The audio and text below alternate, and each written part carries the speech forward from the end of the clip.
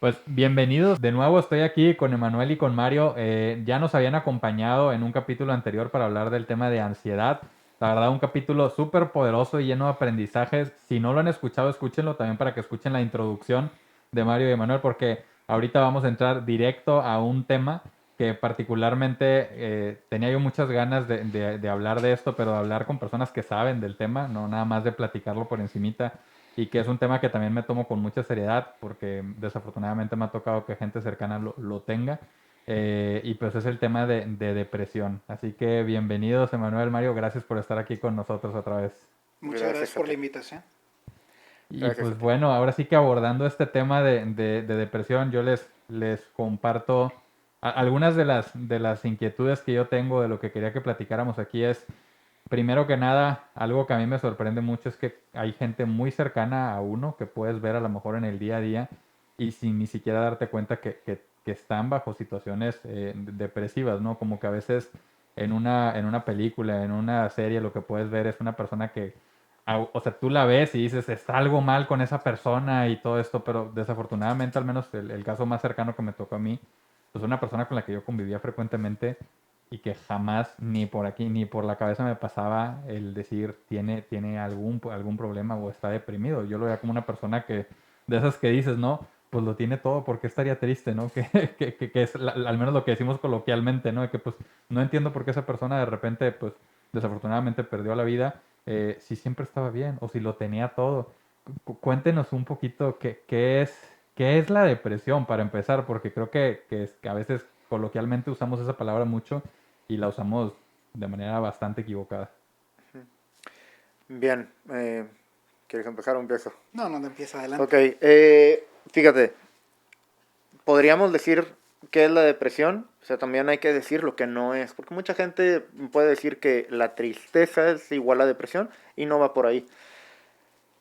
La tristeza es un estado de ánimo común en las personas. De hecho, si la mayoría de nosotros tenemos un evento displacentero, puede generar tristeza, claro. O sea, la depresión, ¿qué es? La depresión es un trastorno mental, o sea, es decir, ya sale, así como hablamos en la ansiedad, de que el trastorno es algo que te trastorna, como dijo Mario, es algo que ya sale de esa normalidad de tener una fluctuación en el estado de ánimo hacia abajo. Eh, es algo que además dura cierto tiempo, que no es esperado que dure un estado de ánimo bajo tanto tiempo, pero aparte se acompaña de una multitud de síntomas. Dentro de los diagnósticos en psiquiatría nosotros usamos muchos síntomas como para englobar una categoría de, esto es depresión. Pero fíjate, hay 9 síntomas que nosotros de esos 9 deberíamos escoger 5 para decir que la persona está deprimida. Entonces, si tú escoges 5 síntomas, el 1, 2, 3, 4, 5, y luego el 1, 2, 3, 4, 6, y así te vas, ¿cuántas combinaciones vas a poder hacer? Existen depresiones, existe una manera muy heterogénea de ver a una persona deprimida. Entonces podríamos formar, y luego si le metemos que si tiene o no tiene ansiedad, aparte se suma, ¿no? Pero podríamos formar a 400 personas y todas tendrían una depresión diferente. Entonces, ¿qué es la depresión? Es un estado de ánimo bajo, diferente al estado previo. O sea, una persona estaba normal, no estaba triste, no tenía como una fluctuación del estado de ánimo, que duró ya 2 semanas. Puede haber sido que tenga esa tristeza profunda, diaria, la mayor parte del día. O puede ser que haya dejado de disfrutar las cosas que antes disfrutaba. Alguna de esas Ok. dos cosas. Y además se agregan muchas otras. Problemas para concentración, problemas para dormir. Y podríamos hablar de insomnio, pero pues ahorita igual y platicamos algo. Problemas en el apetito. A veces comen más, a veces comen menos. Se empiezan a meter con esas cosas, ¿no? Que son concentración, apetito, sueño.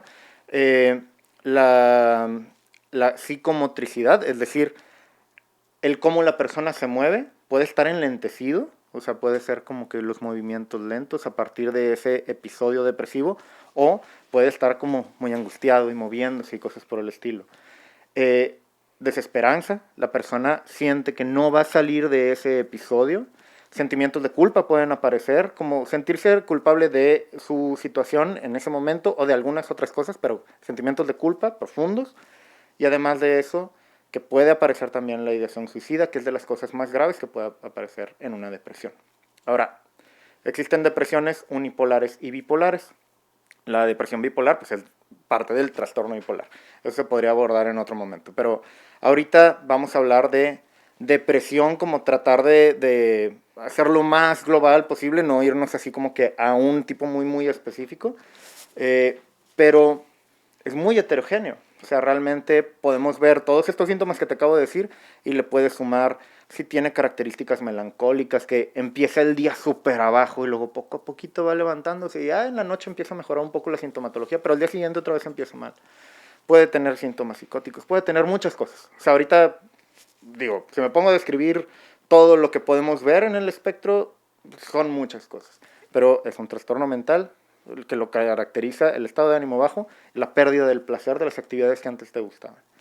Igual que como platicamos con la ansiedad, es la persistencia del cuadro, o sea, lo que ya habíamos platicado, ¿no? En el episodio anterior, la persistencia del cuadro, que no esté causado por otra enfermedad médica, que no lo genere alguna sustancia, el abuso de una sustancia, y que genere un malestar clínicamente significativo en la persona, básicamente. Es que hay que entender que depresión en realidad es como una definición incompleta. Tendríamos que hablar de un trastorno de depresión mayor. Y luego ahora sí, si queremos definir el trastorno de depresión mayor, como bien dice Manuel, es como un término sombrilla, o sea, abarca una serie de fenómenos clínicos y a todos ellos les llamamos trastorno de depresión mayor, pero es que en realidad no es una depresión mayor. Hay N cantidad de tipos que todavía hasta la fecha se estudian. Y por eso decimos que es un trastorno heterogéneo, porque en realidad, pues no sé, a lo mejor habrá 10, 20, 30 tipos de depresión, pero a todos los englobamos en el nombrecito de trastorno de depresión mayor. Y como bien explica Manuel, o sea, a resumidas cuentas, hay autores que dicen que el problema es el ánimo bajo, pero luego también hay otro autor que dice que no, que el problema es la energía, que hay una energía baja, que justamente es Nassir Gaemi. Entonces, hay una baja de ánimo y o de energía, y a eso le podemos agregar síntomas relacionados con nuestra manera de procesar la información, o sea, alteración de concentración, atención, memoria. Podemos empezar a tener ideas patológicas, ideas de culpa, ideas de minusvalía, o sea, no sirvo para nada, soy un inútil, no valgo nada, o las ideas de muerte. Y ahí es donde creo yo que hay que poner un poquito el acento, porque ideas de muerte no es lo mismo que ideación suicida. Las ideas de muerte es, sería mejor quizás ya no estar en este mundo, sería mejor dormir y no despertar, soy un estorbo para otros, que ahí va un poquito con las ideas de minusvalía. Pero luego está ahora sí la ideación suicida, que de hecho digamos, la patología psiquiátrica que más se asocia con ideación suicida es la depresión, y es cuando ya dices, es que pues quizás sería mejor matarme, ¿sí? Quizás valdría la pena que un día de estos haga algo yo para quitarme la vida. Y luego ya la planeación suicida, que es cuando dices, la madrugada del 24 de abril a las 2 de la mañana me voy a tirar de este puente en particular, ¿no? O sea, ya cuando una persona ya está estructurando un plan. Y creo que esa es la parte más importante del fenómeno depresivo, ¿no? Que una cosa es, afecta la funcionalidad, como habíamos dicho que en el capítulo de ansiedad, que nos trastorna, nos afecta, nos empieza a meter en broncas, empieza a afectar nuestra productividad, sí. Pero junto con esa disfunción hay que poner un acento bien importante en la depresión, hace que veamos todo como en un túnel. Y ese túnel, alrededor de eso, todo es oscuro. Y para la persona así es en ese momento. Y una cosa bien importante, yo sé que a lo mejor vamos a hablar ahorita de eso más adelante, pero nadie elige estar deprimido. La depresión es algo que nos pasa, es algo por lo que atravesamos, pero no es como, no estés triste, todo va a estar bien. Híjole, si fuera así de fácil, pues no existiríamos los psiquiatras, ¿no? Y me encanta cómo lo distingues, ¿no? Porque creo que pasa mucho, mucho esto y que también lo abordamos de la manera incorrecta, ¿no? Como si esa persona estuviera tomando la decisión de estar triste y como si también fuera su decisión el decir, ya, aliviánate, ponte bien, ponte feliz. Y creo que ahí es donde quería yo también entender. Realmente es una palabra que escuchamos mucho. Decían ustedes, si de por sí ustedes consideran que es algo generalizado en el día a día, creo que lo usamos demasiado y honestamente yo creo que lo subestimamos, ¿no? Ahora, ya nos hablaban de un poquito del tema de la depresión, pero ¿cómo saber, ¿no? Algo que a mí personalmente me inquieta mucho es cómo puede ser que una persona tan cercana a nosotros pase desapercibida en el sentido de que tenía un problema de depresión agudo, o sea, que fue lo que lo llevó incluso a quitarse la vida, ¿no? O sea, ¿hay algo realmente que pueda hacer, digamos, con la gente que es más cercana a nosotros, que más estimamos, que nos pueda despertar como una señal de alerta? ¿O realmente si es algo que pasa desapercibidos para la mayoría? Es algo he tenido mucho la curiosidad y que les quería preguntar. Pues es que uno aprende a conocer a los suyos, ¿no? Y tenemos que estar alerta hasta de las señales más discretas. Si una persona que habitualmente, no sé, nos acompañaba a las fiestas, de repente nos empieza a decir que no. Si una persona que habitualmente se reía mucho y últimamente no tanto. O sea, pueden ser señales muy sutiles, pero hay que perderle el miedo a tratar de hablar de temas difíciles. Por ejemplo, mucha gente piensa, y es un mito bien extendido, que hablar de suicidio en realidad funge como un estimulante o motivador de la conducta suicida, cuando en realidad es todo lo contrario. De lo que tenemos que hablar es precisamente de eso. Oye, yo te he visto mal, ¿cómo andas? No, ando bien, seguro que andas bien, porque te he visto que publicas esta clase de cosas. Ahorita las redes sociales son maravillosas, porque nos pueden alertar del estado de ánimo. A lo mejor tu amigo no te cuenta a ti que está mal, pero se la pasa poniendo canciones tristes en Facebook y dices, ah, cabrón, esto no es normal. O pone estados así súper depresivos y tú, aquí algo no anda bien. Y explóralo. E incluso si en algún momento un amigo te dice, es que yo siento que la vida no vale la pena, preguntar abiertamente, o ya has pensado en quitarte la vida. Y generalmente hablar de eso es lo que ayuda a que podamos identificar si esa persona realmente está en riesgo o no. Eso en un caso grave, ¿no? Con ideación suicida y demás. Pero incluso las depresiones leve moderadas, tú vas a notar que la persona no está durmiendo igual, que no está comiendo igual, que no trae el mismo nivel de energía, que no tiene el mismo nivel de ánimo. Y si no te lo dice, lo puedes inferir de su conducta. Y si no, les digo, incluso las redes sociales ahorita son un chismógrafo moderno increíble, ¿no?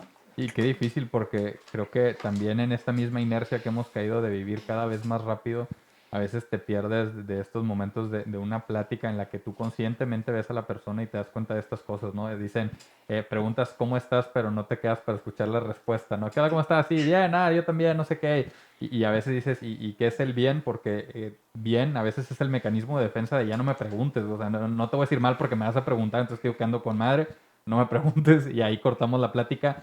Y es bien interesante lo que dices, que si pones atención, te puedes ir dando cuenta de variaciones, pero también, y es perspectiva mía, ¿no? Creo que culturalmente tenemos un reto bien grande, ¿no? Yo les hablo de mi grupo de amigos con el que me llevo juntando desde la prepa. eh, Podemos juntarnos, cotorrear bien a gusto, contar las maravillas que hicimos en el trabajo y nuestros peores cagazones en el trabajo, pero contadas las veces que hemos hablado de un tema serio, y serio me refiero a personal, de algo que está pasando en mi casa, algo que pasó con mis papás, algo de... No lo abordamos, yo particularmente creo que es porque lo vemos como un signo como de debilidad, ¿no? Si llego yo con mis amigos y les cuento algo, o van a decir, ahí viene Ferdon Tragedias, ¿no? Otra vez a ver qué problema nos cuenta, entonces como que no los quiero molestar, entonces mejor hablo de cosas mundanas, del soccer, de la política, de la noticia, y nos quedamos ahí. Y creo que eso hace todavía más difícil darte cuenta cuando hay un problema, ¿no? Sí, claro.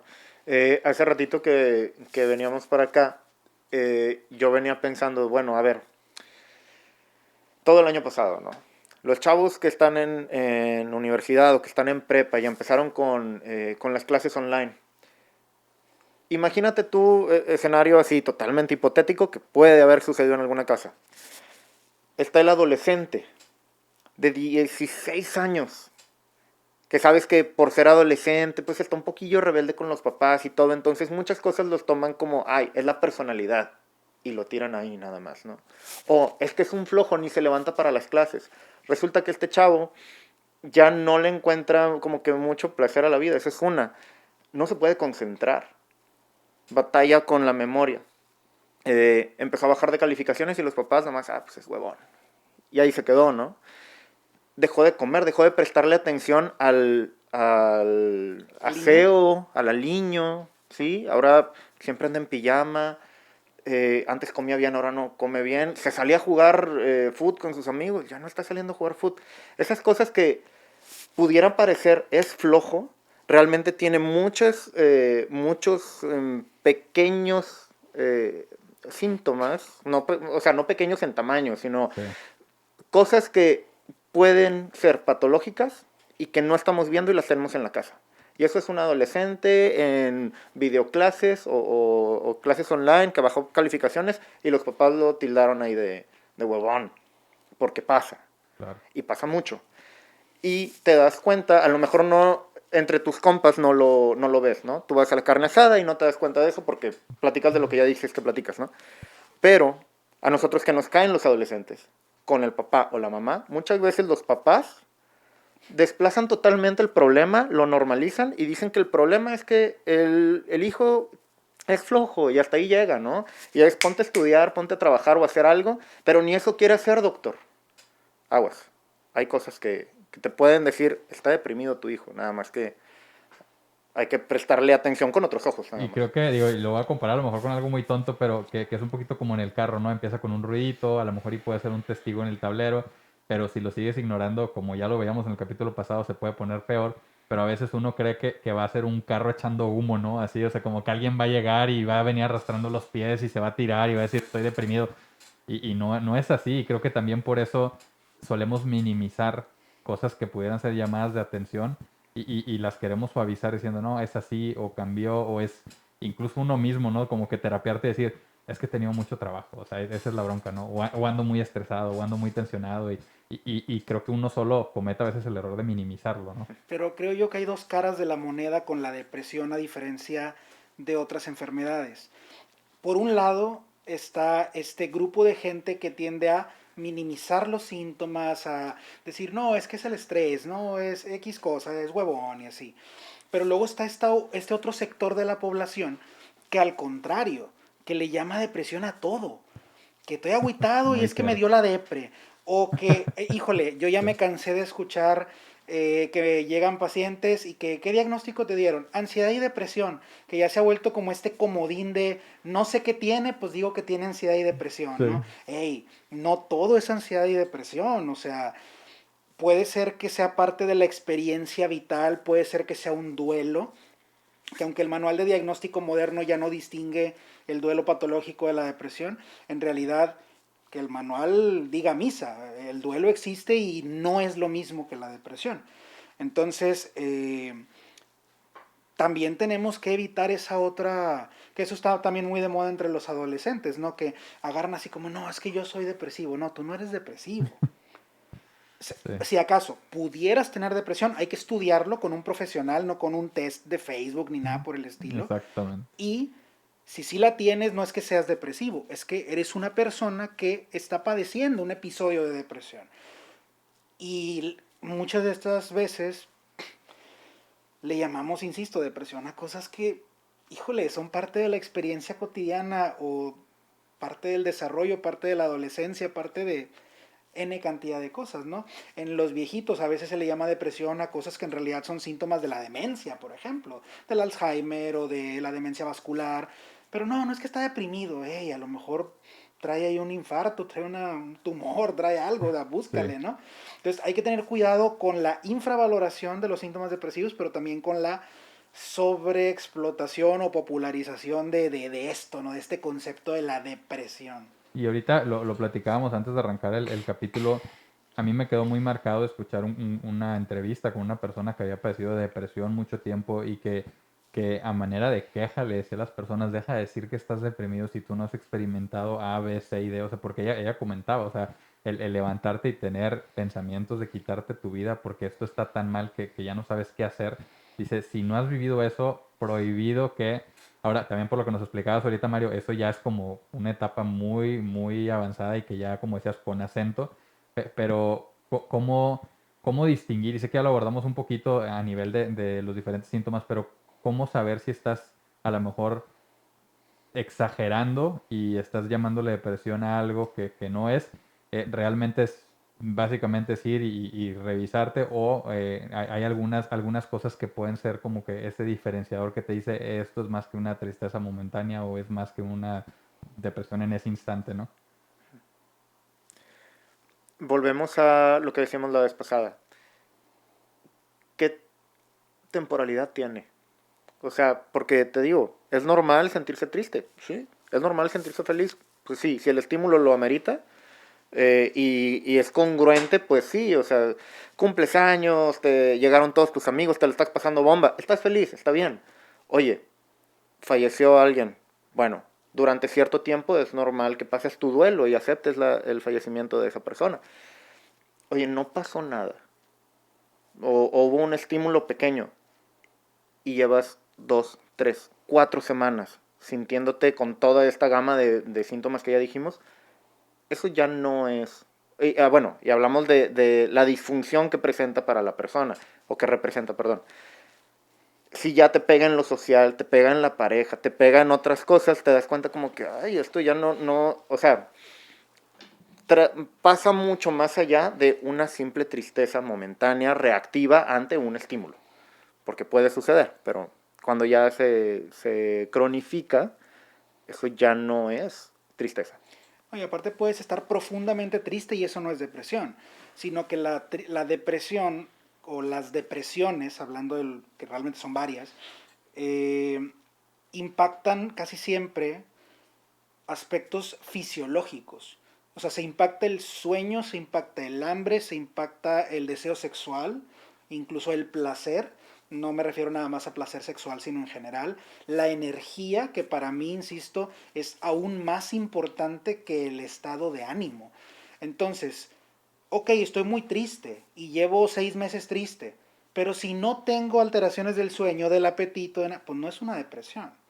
Pero aunque tenga 2, 3 semanas, pero sí, traigo insomnio, estoy comiendo menos, no sé, ya no traigo libido, me siento muy cansado todo el tiempo. Ay, bueno, pues es que entonces ahí algo no anda bien. Y de hecho los psiquiatras expertos, por ejemplo, en trastornos de la personalidad, de hecho dicen, como el doctor César Garza Guerrero, que para diferenciar una depresión verdadera de una que no lo es, los síntomas neurovegetativos, los fisiológicos, son los más importantes. Porque una depresión real es muy raro que el sueño esté normal y que el apetito esté normal y que la libido esté normal y que la energía esté normal. O sea, esas se van a afectar sí o sí en una depresión real, digamos. Cuando es más otro fenómeno que semeja a una depresión, normalmente van a estar intactas. El sueño, el apetito, la libido, ¿no? La energía.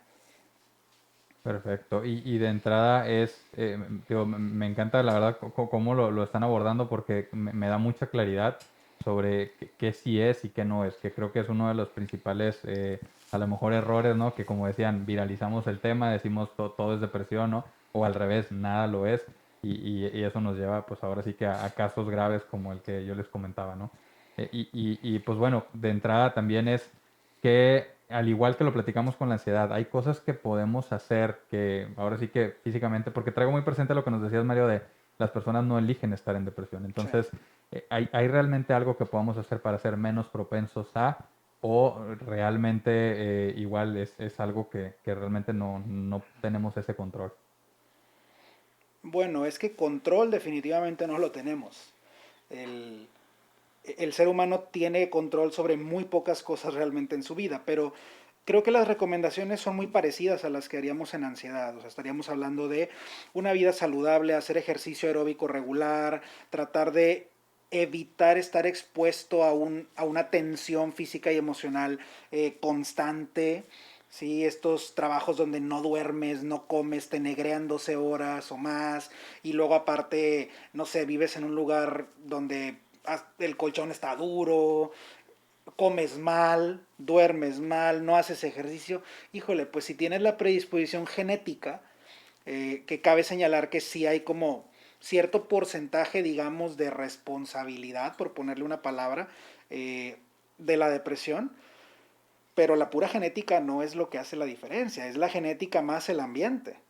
Entonces ahí es donde, ok, sí, mi mamá tiene historia de depresión, pues sí, pero si yo vivo sano, hago ejercicio, me cuido, no va a ser el mismo riesgo a que si vivo de la chingada y me descuido y engordo y demás, o sea, es muy diferente. Hay que pensarlo ahorita con este último comentario, como la diabetes y la hipertensión. Oye, mis 4 abuelos son diabéticos, mis papás son diabéticos.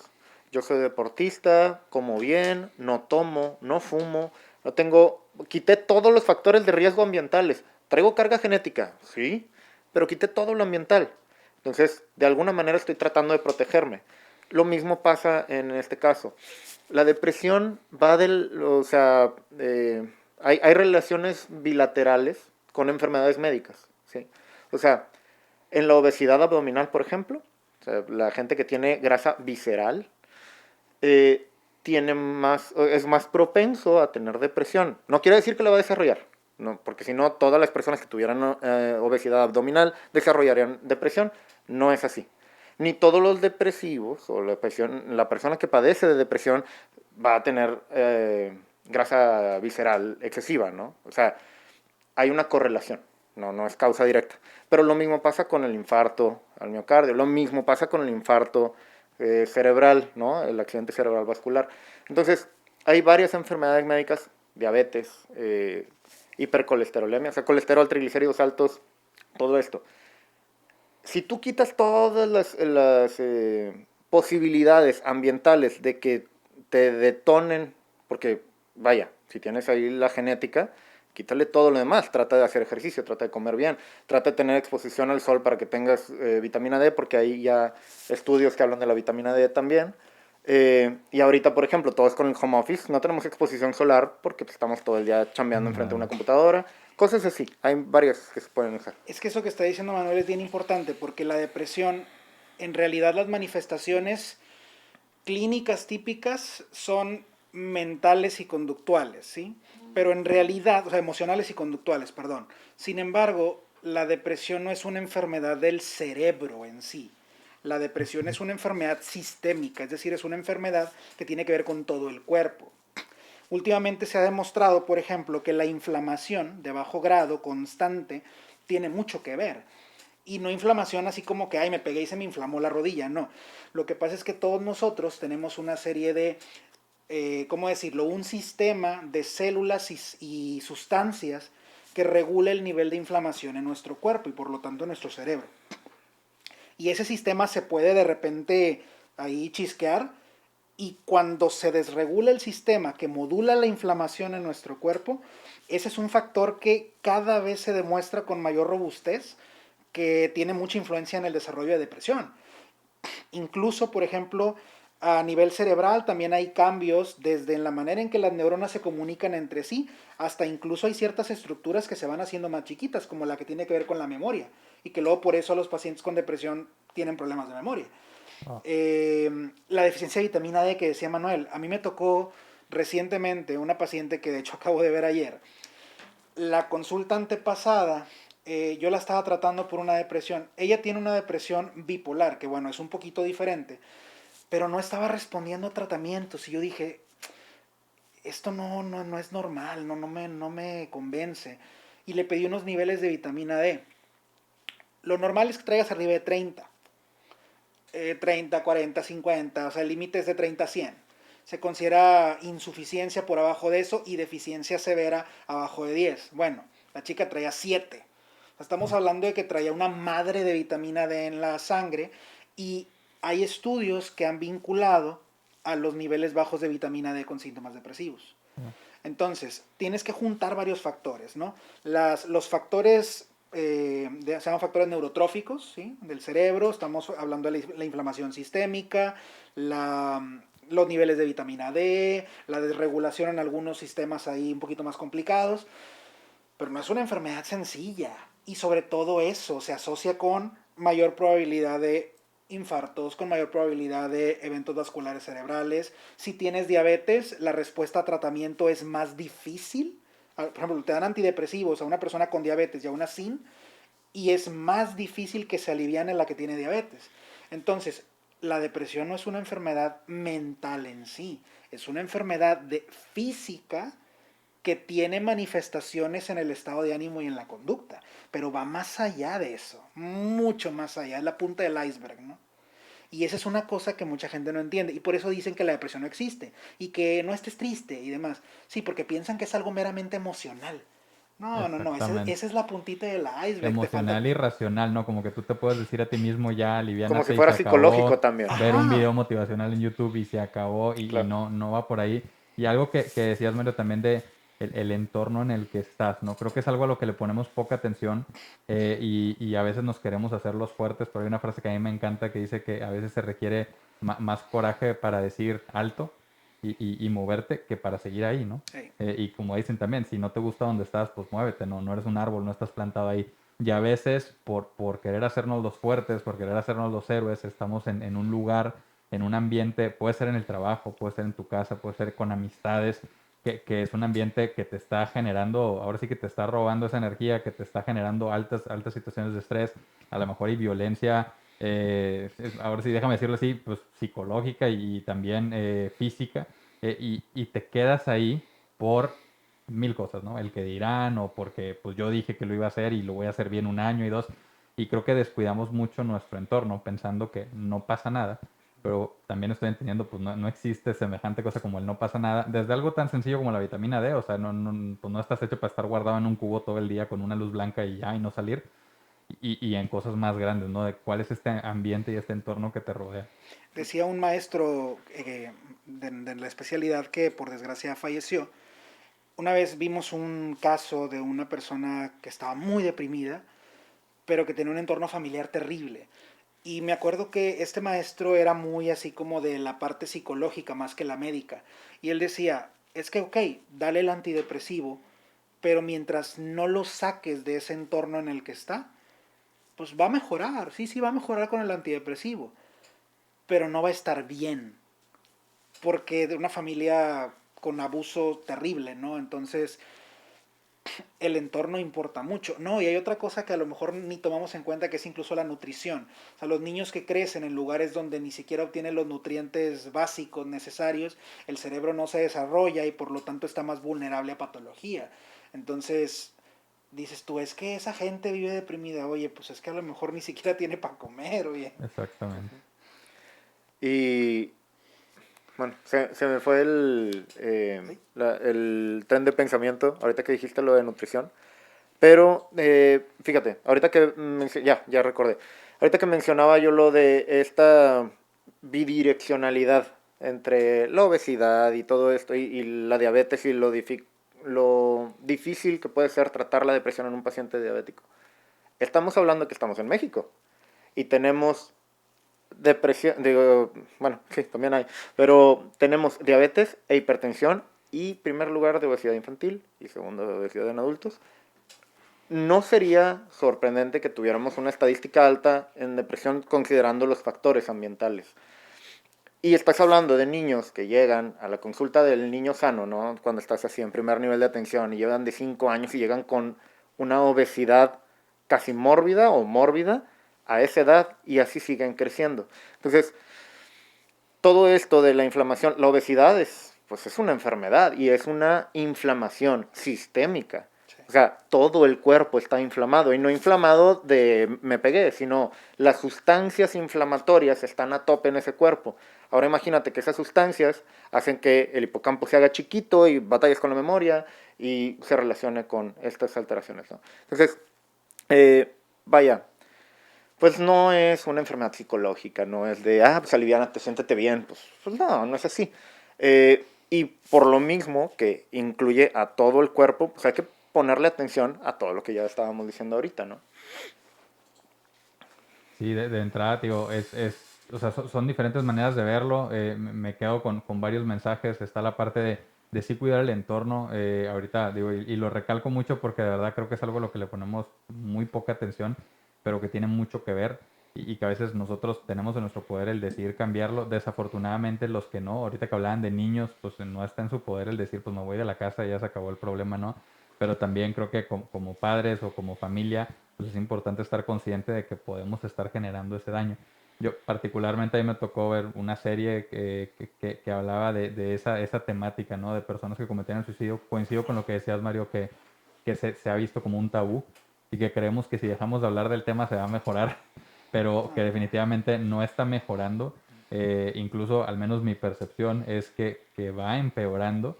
No sé si es percepción o es realidad, ¿no? Pero es al menos, a lo mejor ya no es tan poco común que escuches casos y creo que es un problema que se ha ido agravando, ¿no? Entonces, por lo mismo, yo tenía esta inquietud de sí hacer un capítulo donde entrábamos un poquito más en detalle.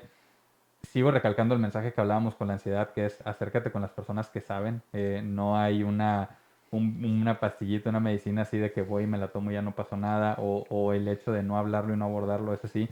Una duda que tengo ¿es realmente gradual? Es decir, va creciendo o pudiera haber algo que súbitamente detone algo que lleve a una persona que esté ya al borde de tener, como decías, pensamientos o de planear incluso quitarse la vida.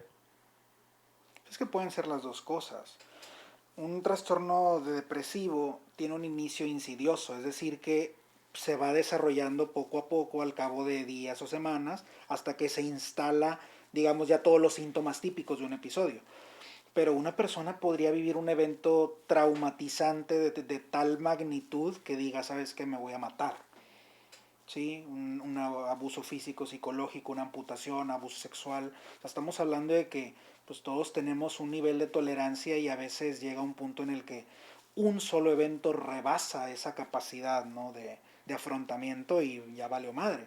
Entonces uno tiene que estar muy al pendiente de, sobre todo la gente con la que somos cercanos, identificar, como decíamos en ansiedad, esos pequeños cambios así de, a ver, qué cosas no son habituales, algo no me cuadra, no se está comportando igual, no publica los mismos memes, o sea, cosas hasta así de tontas, porque algo hay ahí. Y a veces las personas no piden ayuda porque no saben a quién pedírsela, pero también porque a veces cuando están deprimidos no se sienten merecedores de esa ayuda. Es una cosa de la que no Wow. se habla. Cuando la persona está deprimida, tiene ideas a veces de minusvalía y culpa. Entonces dice, es que yo no valgo nada, no merezco que me ayuden, no merezco ser feliz. Y pues no te va a decir que se siente mal. Ahí es donde tú que lo rodeas tienes que estar al pendiente y ver, oye, esta persona me está dando señales de que no está como siempre. Y es importante también, como lo notabas, es del estado habitual de esa persona hay un cambio. Porque luego cometemos el error de decir, pues, oye, no todo el mundo tiene que ser extrovertido y estar brincando y estar gritando y aplaudiendo. No, pero del estado habitual de la persona, si hay un cambio, es ahí donde entonces tenemos que poner atención. Y me queda el mensaje para los que nos están escuchando es perderle el miedo a hablar del tema. Otro que es un reto bien importante es empezar a tener este tipo de conversaciones con las personas más cercanas a nosotros. Creo que a veces queremos cambiar todo el mundo, ¿no? Pues en tu círculo de influencia puedes empezar con las personas que convives, con tus amigos y prestar atención, porque creo que, como dicen, están ahí los síntomas, pero a veces los queremos pasar por encimita o queremos entrar mucho con este tema, como dicen, a macho alfa, lomo plateado, ¿no? De ahí a mí no me duele nada, yo soy súper poderoso y yo no pido ayuda a nadie y que eso, pues al final no, creo que no ayuda, ¿no? Nos hacen ver como nos sentimos fuertes según nosotros, pero por dentro todos tenemos las mismas emociones y a todos nos ha pasado pues estos episodios de estar arriba y estar abajo. Y creo que si no tomamos ahora sí que el valor y no damos ese paso de decir vamos a empezar a tener estas conversaciones, difícilmente pues nos vamos a dar cuenta de personas que están sufriendo depresión, no que están tristes y bajoneadas por un evento puntual, sino que realmente tienen depresión y menos vamos a poder ayudarlos. Y lo que me quedo, Mario, es a veces esperas pues si mi compa tiene una bronca, pues va a venir y me va a preguntar. Pero como dices tú, si esa persona ya se siente menos y siente que no es digno de robarte un minuto de tu tiempo porque tú eres ocupado y tú estás acá y yo estoy acá, eso no va a pasar. Entonces eso creo que lo hace todavía más fácil que no nos demos cuenta que tenemos una persona al lado y que está teniendo una depresión, ¿no? Emanuel lo decía con los niños, con los adolescentes, es bien común eso. Que los papás es más fácil poner alguna etiqueta peyorativa en lugar de decir, a lo mejor aquí algo no anda bien. Quizás porque piensan que si el niño está deprimido, como que es su culpa, o sea, de ellos como padres. Y pues el papá no quiere asumir esa parte de la responsabilidad, pues mejor finjo que todo está en orden, ¿no? Que el niño es el del pedo. Pero eso es cegarnos a nosotros de una realidad que es evidente. Aquí en México decía Emanuel lo de la incidencia. Es alta la incidencia. Recuerdo que lo que está reportado, aunque obviamente nuestra estadística está lejos de ser perfecta, pero es creo que cerca del 14% de la población en algún punto de la vida. O sea, no quiere decir Claro. como que ahorita. Pero si yo agarro a una persona, o agarro más bien a 100 personas y las sigo durante toda la vida, 14 de esas 100 eventualmente se van a deprimir. No, no es poco, o sea, más de 14 millones de Es personas. uno de cada 7. ¿Cuántos amigos Exactamente. tienes? No, y esa es la depresión unipolar. Porque Ajá. agrégale a lo mejor un 1 o 2% de depresiones bipolares y ya tienes un 16. Entonces, y agrégale la distimia, que son como una depresión chiquita de larga evolución, pues ya le sumas ahí otro. Y podemos hablar de 1 de cada 5 personas eventualmente se va a deprimir. Wow. ¿Y cuántos son tu grupo de amigos? Si son 5 y nadie está deprimido, Eres tú. ¿no? O sea, suena chiste, pero la verdad No, es que y hay que ponerle escalarlo así, atención. ¿no? Porque cuando hablas de los millones de personas dices, pues sí, pero a mí no me pasa, o mis Sí, amigos no me porque pasa, si a pero la cuando gente le dices, dices que es el 14 o el 17%, pues pues si lo son extrapolas, dices, 14. sí, pues los 14 que no son mis amigos, ¿no? Pero ya cuando dices de mi grupito de 10 puede que 2 Uno o o dos. uno padezcan de esto, y que como dicen, no es su elección, tampoco es su elección el decir, pues mañana me aliviano y ya, nomás quiero aguantar un día más para sentirme así, no es por ahí. Y que sí yo me quedo con este mensaje de, pues yo lo quiero decir como responsabilidad, ¿no? Pues si está en tus manos el abrir esa conversación, como dicen, el romper el hielo, pero para hablar de temas un poco más serios y prestar atención a estos detalles, de verdad, pues si tanto aprecias a estas personas y si son amigos tan importantes para ti o si es tu pareja, tu familia, pues creo que vale la pena que le dediques ese tiempo y que le pongas esa atención. No, no. Ahí tocas un punto bien importante que yo creo que ok, vas a hablar con la persona, valida la emoción. Porque eso es lo que pasa. Con este ejemplo que di del adolescente, los papás que le ponen la etiqueta peyorativa, no están validando lo que está experimentando la persona. O sea, a lo mejor ni siquiera le preguntaron. Y si le preguntan, a lo mejor lo hacen de una manera superficial. Así, ¿cómo estás, mijo? Bien. Ah, ok. ¿Cómo va todo Ya. en la escuela? Bien, qué bueno. Ajá. Y otra vez, Sí, cosas banales. sí, ¿Qué onda? ¿Cómo quedaron los tigres, no? sí. Y no hablas de la emoción. Oye, vi que reprobaste 2 materias. Lo primero que hacen los papás, te quito el Play 5, vámonos, el Xbox. Oye, Sí. espérate, ¿Cómo te sientes? ajá, oye, ¿qué pasó? No, pues es que, no estudié para el examen. Y empieza a rascarle un poquito. O sea, Exacto. mucha de la chamba que hacemos nosotros es rascar la información, hasta que llegas al núcleo de qué es lo que está sucediendo. Lo mismo se podría hacer en la casa para poder levantar las antenas y luego ir con Exacto. el psiquiatra. O sea, si te dice el chavito, oye, ¿sabes qué? Reprobé 2 materias, y le empieza a rascar un poquito, pues perdió la motivación. Y le rascas un poquito y lo que decía Mario, oye, pues empezó a comportar diferente con los amigos. Dejó de ir a las fiestas, dejó de ir a jugar fútbol con ellos, dejó de lo que tú quieras, lo que quieras. Entonces, si nosotros validamos la emoción que tiene, primero hay que preguntarla, obviamente. Y si le rascamos un poquito a cosas que nos llaman la atención, nos vamos a enterar de situaciones que ni por aquí nos pasaban. Y en adolescentes a veces no es tristeza, a veces en ellos se manifiesta como irritabilidad. Entonces a veces los niños no los vas a ver agüitados, pero los vas a ver a los adolescentes mucho más reactivos de lo que de por sí ya suele ser un adolescente. Entonces eso también hay que poner mucha atención, porque como no todas las depresiones son iguales, no todas, la tristeza es lo predominante. En algunas predomina la falta de energía, en otras predomina la ansiedad, en otras predomina la irritabilidad, y hay que poner un acento ahí, sobre todo personas jóvenes antes de los 25. Porque la depresión unipolar, o sea, las depresiones típicas, digamos, suelen iniciar después de los 20, 25 años. Una depresión que inicia antes nos tiene que levantar alertas de que a lo mejor se trata de otra cosa y hay que buscarle, ¿no? Un trastorno bipolar o alguna otra patología más severa. Entonces tenemos que estar muy, muy al pendientes de la salud de los nuestros, ¿no? Y no normalizar cosas que pudieran no ser normales, pero igual, como ya habíamos dicho, al revés tampoco. Exacto. Tampoco hay Tampoco que... exagerar y sobre reaccionar. Y qué difícil en este momento en el que empiezas a escuchar de etiquetas como, es que las generaciones de cristal, ¿no? Es que ahora todos son bien frágiles. En mi tiempo, ¿no? O sea, en el tema generacional escucho mucho las conversaciones de, Nada, eso del bullying en mi tiempo existía, pues te trabas a chingazos con alguien y se acababa el pedo. No podemos normalizar y no podemos asumir que los de ahorita ya son más débiles y justo este tipo de mensajes lo que hacen es, si yo como hijo veo que mi papá me da ese tipo de mensajes, lo que voy a hacer yo es querer hacerme el fuerte enfrente de mi papá. Entonces menos él se va a dar cuenta que yo estoy atravesando un problema.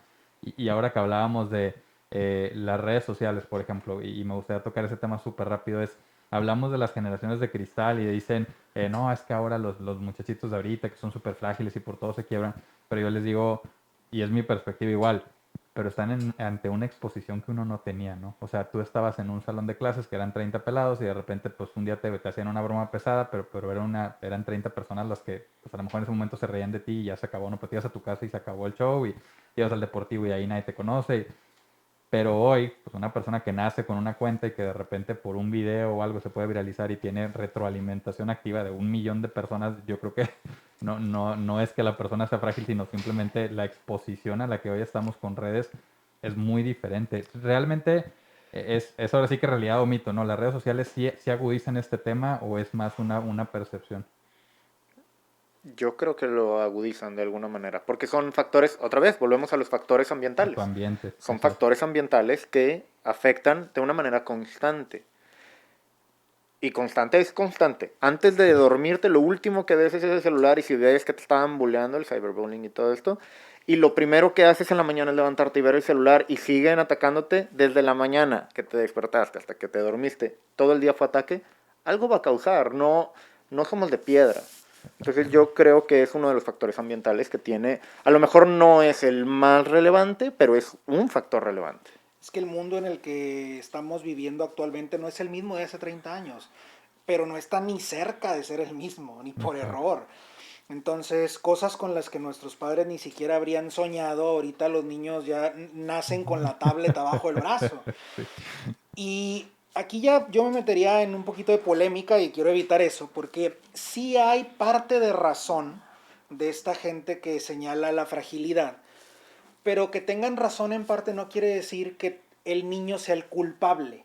O sea, hay Wow. factores que explican que a lo mejor no estemos desarrollando las mismas capacidades de resiliencia, tolerancia, asertividad, porque por ejemplo, la identidad, o sea, antes era básicamente pues cómo te percibe la gente, pero pues a través de tu interacción en persona. Exacto. Pero ahora es cómo me perciben a través de las fotos que subo a Instagram o a través de los estados ingeniosos que subo al Facebook. Entonces, sí se está creando una manera diferente de interacción y por lo tanto la definición de quién soy también es distinta de hace años. Y eso es algo que nunca había pasado. Pero también es cierto que por el lado negativo están expuestos a una mayor cantidad de factores estresantes Claro. y violencia incluso, porque el cyberbullying pues no existía porque ni siquiera existía el internet antes de los 90. Exactamente, exactamente. Entonces ahora ya te tienes que cuidar del bullying físico, del bullying psicológico, del cyberbullying y luego de las críticas que te hacen en el salón, pero también de lo que te ponen en tus publicaciones. Si estás jugando Fortnite, estás jugando Free Fire o algo y te empiezan a decir de que eres un manco, no sirves para nada, pues también ahí estás Ujú. recibiendo ese Sí, bombardeo. El mundo es muy diferente del que era hace algunos años. totalmente. Y digo, también para cerrar y englobar un poquito, al igual que lo hicimos con el tema de ansiedad, me gustaría que para las personas que no han escuchado este capítulo y que no se regresaron ahorita a escucharlo, que le digan a las personas que a lo mejor y pueden decir, yo conozco a alguien que está experimentando estas señales de alerta, no ya paré las antenas, o yo particularmente, yo tengo que ser sincero y lo estoy atravesando. eh, ¿Cómo pueden comenzar a acercarse? Si nos puedan, a lo mejor es repetir un poquito del capítulo pasado, pero ¿cómo pueden ellos comenzar a recibir esa ayuda o de entrada descartar que están cayendo en una depresión o están teniendo una depresión? Bueno, como dices, a lo mejor va a sonar un poco repetitivo, pero pues ya vimos que es una cuestión médica, no nada más es el cerebro, no nada más es psicológico, ¿no? O sea, es acércate con tu médico familiar. Tu médico familiar es como la primera línea de batalla, es voy con él. Si él no sabe cómo hacerle, me va a mandar con el psiquiatra, me va a mandar con el psicólogo con el psiquiatra, ya veremos. Primer paso, yo creo que lo primero es preguntarle, o sea, si tú estás sospechando que alguien que vive contigo está deprimido o sospechas que tú estás deprimido, pues ya en primera persona vas, ¿no?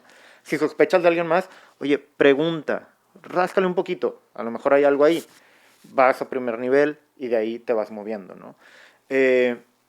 Perderle el miedo al psiquiatra, eso es, yo creo que de eso se va a tratar nuestro podcast. Es piérdele miedo a estos temas de la salud mental. ¿Por qué? Porque yo creo la depresión dentro de todas las cosas que vemos en psiquiatría, la depresión mata y mucha gente no toma eso en consideración. Entonces eso es bien importante. Si notas algo, vas y lo atiendes. O sea, es como lo del cáncer. Veo una bolita, no pasa nada. ¿Cuál no pasa nada? Es lo mismo. Entonces yo creo que hay que acercarse. Igual, primer nivel de atención. Si no quieres ir directamente con el psiquiatra, ve con un médico, platica con él y todo, y que te canalice si es necesario. Y pues los mismos pasos, ¿no? Yo creo que con estas enfermedades son pasos similares, ¿no? Entonces, pues eso sería. Pero sí que la gente, obviamente es una labor de psicoeducación y de divulgar información veraz, científica, ponerla al acceso de la población. Eh, pero hay mucho miedo al psiquiatra, no nada más por esto que hablábamos de no estoy loco, ¿para qué voy al psiquiatra? Ujú. No, hay gente que realmente entiende que el psiquiatra los puede ayudar, pero que luego le tienen miedo a los medicamentos, por ejemplo, no, es que me voy a hacer adicto, es que me voy a hacer dependiente. Voy a dejar de ser yo. También lo he Ajá. escuchado, sí. Y hay un montón de cosas que quizás no son el objetivo de esta plática, pero sí valdría la pena que supieran que no son lo que vemos en las películas. Los hospitales psiquiátricos no son lo que vemos en Netflix, por ejemplo. Los efectos secundarios de los medicamentos bien utilizados no son los que vemos en los documentales de los años 60 ni nada por el estilo. La psiquiatría es una ciencia muy noble que ha avanzado mucho y que vaya, los tratamientos son mucho menos drásticos de lo que la gente piensa, son mucho más nobles de lo que la gente piensa. Entonces, acercarse al psiquiatra, yo se los puedo decir como alguien que se dedica a la profesión, pero como alguien también que en algún punto tuvo su terapeuta y tuvo su psiquiatra, es la mejor decisión que puedes tomar en tu vida. La gran mayoría de los psiquiatras, de hecho, en algún punto hemos sido pacientes. En algunos casos, al menos en el HU, es parte de la formación del psiquiatra llevar tu propia terapia, en algunos casos incluso atenderte tus condiciones, ansiedad, depresión y demás. Entonces, pues hay que normalizarlo. Sí, hay que darnos cuenta de que esto no es ningún, ¿cómo decirlo? No sé, no es como si fueras caminando a la silla eléctrica, no te van a dar terapia electroconvulsiva cuando Sí. llegues al hospital, o sea, Hay muchos mitos ahí que creo que nos detienen, me incluyo de decir, pues ir con un psiquiatra, ya lo ves así como estado de Camisa de fuerza. emergencia y camisa de fuerza y no va a ser que Ah, me manden al hospital psiquiátrico y nunca regrese y creo que esa exageración también nos hace mucho daño porque si bien podemos irnos a atender de cosas menores, por qué no? Podríamos estar, ahora sí que, como decías, es un tema más que puedes estar teniendo tú alguna dificultad y pues igual que nosotros vas y te atiendes, ¿no? Entonces no tendría por qué ser diferente y como dices, y me encanta el proyecto que están haciendo porque estoy seguro que a muchas personas les va a quitar el miedo de decir, voy al psiquiatra porque estoy loco y mientras no esté loco entonces no voy. No es así. Y me encantaba como lo decías en el capítulo pasado, Mario, ¿no? Simplemente es una persona que se dio cuenta que necesitaba ayuda con un tema y fue con un experto a recibir esa ayuda. Y ya. No necesitas adornarlo más, no necesitas hacerlo tan crítico como para decir es cosa, simplemente es acercarte y tener esa opinión. Ahora, si te dicen que no tienes nada de lujo, duermes tranquilo y te quitas de estarle dando vueltas si tengo o no tengo algo. Es más, por paz mental, ve. mm. Entonces, por último, si nos pueden compartir las redes sociales de su proyecto, que de verdad está increíble. Sí, en Instagram está como PRN, salud mental. PRN es por psiquiatría, relaciones y neurociencias. El logo es una capsulita, ahí lo van a ver luego. Ahí nos pueden mandar mensaje directo, también puede ser prnsaludmental@gmail.com y ahí podemos pues tomar también, o sea, comentarios, sugerencias de temas, porque pues la verdad es que, como dije en el episodio anterior, tenemos muchos temas de los que queremos hablar, pero ¿qué quiere escuchar la gente? También eso es importante. Exactamente. Y atender eso. Y mi correo personal es dr.emanuel con doble m, .sánchez@gmail.com. Y en cuanto a esto de PRN, no se sorprendan si ahorita todavía la cuenta está como Muy nueva. no vemos contenido ni nada. Es un proyecto que va iniciando, que como ya les había dicho, es por y para ustedes, el público que es quien quiere estar pues precisamente más informado. Mi correo personal es dr.mario.hernandezjr@gmail.com, y quien en algún momento escuche esto y diga, oye, yo quiero ir a consulta contigo, mi número personal, me mandan un WhatsApp 812-724-8088. Y pues nada más. De hecho, de verdad, los que lo estén escuchando y estén ahora sí que con esa duda de si lo hago o no lo hago, no pasa absolutamente nada. No pasa de que Mario les diga no tienes nada, pero de verdad, escríbanlo. Yo la verdad, ustedes son los dos psiquiatras con quien he tenido contacto, son los primeros dos psiquiatras con los que he tenido contacto, porque yo les tengo que ser bien sincero, sí, yo creo en muchos de estos tabús y en muchos de estos temas. Entonces, me encanta esta plática porque me hace a mí personalmente perder un poquito el miedo en esos temas. Y pues bueno, seguramente por ahí yo seré alguno de los que estrena ese número celular que nos acaban de compartir, porque la verdad es que había muchas cosas que me detenían siquiera de pensar en platicar, y ahorita de verdad me abre el panorama completamente, sí me hace verlo como algo un poco más normal, decir, pues es como ir con cualquier otro médico y sacar una cita simplemente para ver si está todo bien. Y particularmente a mí es de gran ayuda. Sé que para los que nos están escuchando también va a ser de gran ayuda. No se queden con eso. Y creo que hoy las redes también nos abren estos beneficios de si te da pena la llamada, si te da pena el WhatsApp, pues bueno, mándale un DM a la cuenta que te acaban de compartir, pero no te quedes con esa duda. Muchas gracias, Emanuel y Mario. Gracias a ti, muchas gracias por la invitación. La verdad es que pues, estamos encantados de poder platicar aquí contigo. Sí, de hecho yo creo que el agradecimiento es para ustedes por invitarnos, y pues hacen falta esas tribunas, ¿no? Estas tertulias o como le queramos llamar. La gente quiere saber, la gente está ávida de información y pues encantados de poder transmitir un poquito, ¿no?